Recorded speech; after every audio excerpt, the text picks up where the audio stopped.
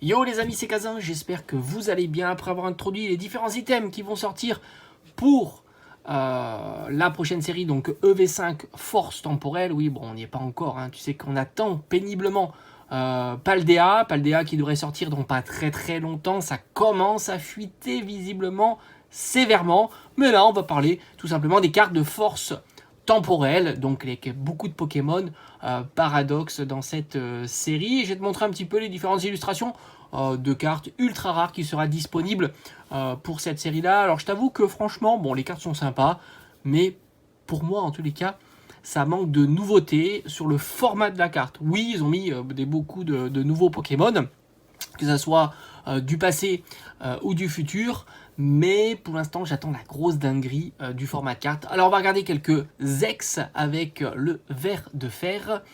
Donc ça c'est vraiment, je te dis un petit peu les Pokémon qui m'intéressent évidemment dans cette série là. Bon lui, voilà, Viridium, évolution en futur m'intéresse pas spécialement. On retrouve du Félinferno, donc ça c'est plutôt cool de revoir Félinferno. Pour l'instant on a une variante en version X, on attend évidemment des variantes plus développées de Félinferno, qui sait, peut-être une AR ou une SAR, ça pourrait être assez sympathique.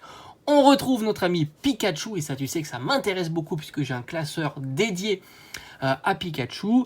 En plus c'est très bien, c'est une carte commune qui sera vraisemblablement facile à faire tomber, mais aussi il faudra avoir la version reverse. On a une version qui dit Pikachu, dit Raichu, évidemment. On retrouve, et ça c'est plutôt chouette, notre ami Tyrannosifle en version du futur, Épine de fer. Je préfère te dire les deux noms, parce que, enfin, deux noms, d'où il vient, hein, c'est Tyrannosifle version du futur, qui est donc Épine de fer. Alors franchement, sur les noms, j'ai l'impression qu'ils ont la flemme hein, quand même. Hein. Ça manque d'imagination. Épine de fer, fer de fer, ver de fer, roc de fer, chef de fer. Franchement, je trouve ça pas spécialement ouf. Mais attention, les Pokémon sont quand même assez réussis. Donc ça, franchement, faut le souligner. On retrouve, alors je crois que c'est un, alors je suis pas certain en illustration, mais j'ai l'impression que c'est Cobaltium en version future là aussi, donc ça serait chef de fer, sans grosse certitude là, hein, parce que je suis vraiment pas un pro de ces Pokémon. On retrouve Terrakium version future, donc roc de fer, plutôt sympa, avec aussi Girafarige en version, attention, terra cristallisée. Donc à tous les coups, ils vont nous sortir évidemment la full art terra cristallisée. Bon, ben, je sais que en règle générale, les terra cristallisés ne sont pas populaires. On retrouve des variantes des cartes type dresseur, objet, hein, comme des pistolets, des choses comme ça. Et ça me fait penser au tech, alors je sais plus comment ça s'appelle, enfin c'est une ultra qu'ils avaient utilisée dans une série, dans différentes séries, des high-tech, je crois, quelque chose comme ça. Bah, ça, moi j'aime bien. Mais ça reste du recyclé un petit peu, hein, évidemment. On continue. Alors là, on rentre un petit peu dans des cartes intéressantes. On rentre dans les AR. Avec un très joli Tangalis. Bon, je suis pas fan de Tangalis, je t'avoue. Après, bon, ça tu le sais, on l'a déjà vu. Épine de fer version AR. Qui sera une carte promo chez nous dans les ETB, donc ça c'est plutôt chouette. On va pas se battre à ouvrir des dizaines de boosters, voire des centaines de boosters pour tomber cette carte qui est plutôt sympa, puisque elle sera offerte ou plutôt disponible, tu l'auras compris, dans l'ETB. Alors là on arrive sur trois magnifiques, alors je trouve que la scénographie est très réussie. On a trois magnifiques SAR avec les protagonistes qui sont mis en avant sur la série, à savoir ver de fer, roc de fer et chef de fer. Oui, je sais, ça fait beaucoup de fer là-dedans. Alors, il faut croire que le futur, c'est le fer. Comme si que le fer ne remonte pas il y a très très longtemps. C'est la découverte du siècle, hein, quand même, le fer. Mais pour Pokémon, le futur, ça reste le fer. Alors, moi, je te dis, ces cartes sont vraiment très très belles. Ce que je regrette un petit peu, c'est que tu les vois les unes à côté des autres et il n'y ait pas un pattern qui est comme un assemblage qui se ferait, une petite fresque qui se ferait en les mettant l'une à côté de l'autre. Elles sont très ressemblantes sur le chara design, mais elles ne s'assemblent pas réellement. Et ça, c'est vraiment dommage. Mais en tous les cas, la scénographie, la réalisation, l'artwork est magnifique. Je pense que ce sont mes préférés, les trois. Et c'est pas tant que j'aime les Pokémon qui sont mis en or, mais tout simplement le design et le format la réalisation de ces cartes-là. Donc franchement, pour le coup, j'ai envie de dire, c'est réussi. Ces 3 cartes sont de toute beauté. On retrouve, alors franchement, Feu Perçant. J'ai l'impression qu'ils ont pris Entei et lui ont mis une espèce d'ananas sur la tête. J'aime pas trop. Je ne vous cache pas que ça m'emballe très très peu, ce Pokémon là. Bon, pour moi c'est le moins bien des 3, même si je suis pas fan non plus de Serpente Eau, espèce de reptile, Suicune en version reptile. Franchement, je suis pas emballé du tout. On a les Trio Pico en version Terra cristallisée, donc là aussi une version certainement full art serait intéressante. Je trouve ça plutôt sympa de les voir en Terra cristallisée. Alors ça c'est la super nouvelle pour moi, Phantominus, et donc par conséquent on a l'évolution avec Ectoplasma, donc ça pour moi c'est le top.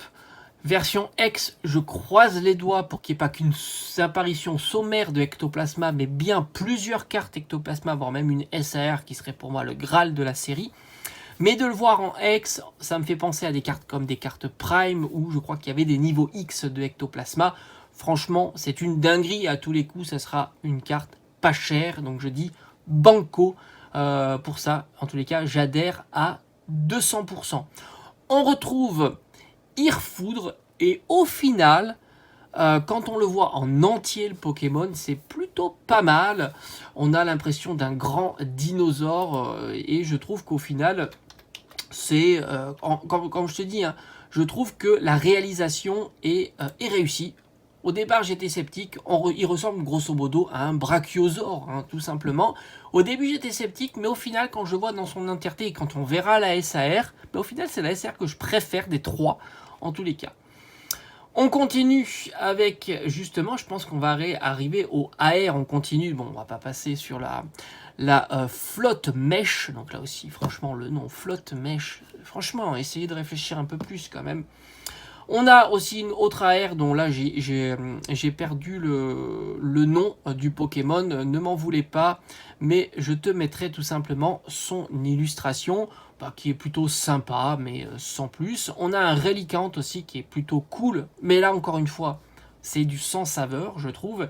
Et enfin, on a les 3 SAR, et je pense qu'il y aura d'autres SAR, qui plus est, on attend évidemment des SAR dresseurs, donc là, à voir les protagonistes qu'il y aura avec, parce que souvent on a des Pokémon, quand même, pas toujours, hein, mais on a des Pokémon.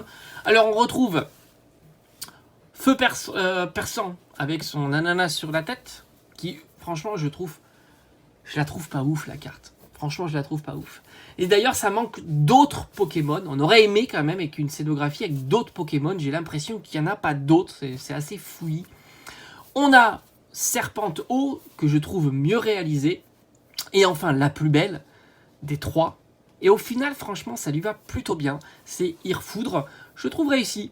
Entre ces deux montagnes, falaises, la foudre au-dessus de sa tête, type dinosaure à long cou, c'est plutôt sympa. Donc là, c'est plutôt positif. Mais encore une fois, la série est belle. On a l'impression que, comme Faille Paradox, ça marche. Il y a de belles choses. Mais encore une fois, pour l'instant, rien de trop surprenant. Sauf quand même, petite parenthèse, je trouve qu'il y a un effort sur le design des 3 cartes alternatives qui me font un petit peu penser quand même. Alors je ne sais pas si c'est comparaison, hein. Ça me fait un petit peu penser aux cartes Gold alternatives de Zénith Suprême. Cette espèce de template qu'ils ont gardé, cette scénographie, cette espèce de design un petit peu particulier sur ces 3 cartes que partagent ces 3 Pokémon, à savoir Ver de Fer, Roc de Fer et Chef de Fer. Je trouve que tu retrouves un petit peu cette ambiance que tu avais sur Zénith Suprême avec les 3 cartes Gold alternatives, hein, les 4 cartes Gold alternatives. Je trouve qu'il y a cet esprit-là. Alors maintenant, j'ai envie de m'avancer un petit peu sur cette série. J'ai l'impression que ces cartes-là seront populaires. Parce que c'est vrai qu'elles frappent fort quand même. Vraiment, les 3, je trouve ça très très joli. Après, les Pokémon, on les aime ou on les aime pas. Moi, j'en suis pas un grand fan de ces Pokémon-là, mais la carte, j'en suis fan en tous les cas. Pour l'instant, c'est mes 3 belles surprises. Avec le Raikou version passée, que je trouve très sympa aussi. Après, j'ai quelques déceptions, mais évidemment, ce n'est que le début. Le début est très positif, mais j'ai envie d'être surpris encore davantage. On attend hein, d'être surpris beaucoup plus que ça. Maintenant, Paldea m'a complètement déçu et je suis ancré hein, sur cet avis-là. Pour moi, Paldea, ça sera un flop. Alors je dis pas que ça va pas se vendre, hein, ça veut rien dire ça non plus, parce que c'est une série qui sera collectionnée en CD, beaucoup auront espoir de faire une plus-value sur cet item dans les années à venir, mais indépendamment de ça, si tu regardes réellement la série, je trouve que il y a rien de nouveau sur cette série-là, alors que là on commence petit à petit à prendre une certaine tangente, qui sont assez bons en tous les cas, et c'est vrai que ces 3 cartes-là m'emballent particulièrement et j'aimerais voir cet esprit là davantage développé. Voilà, on a fait le point sur cette série là, c'est plutôt cool en tous les cas, c'est plutôt cool qu'on a de plus en plus d'informations et on se dit à très vite. Allez, merci d'avoir regardé cette vidéo, ciao ciao.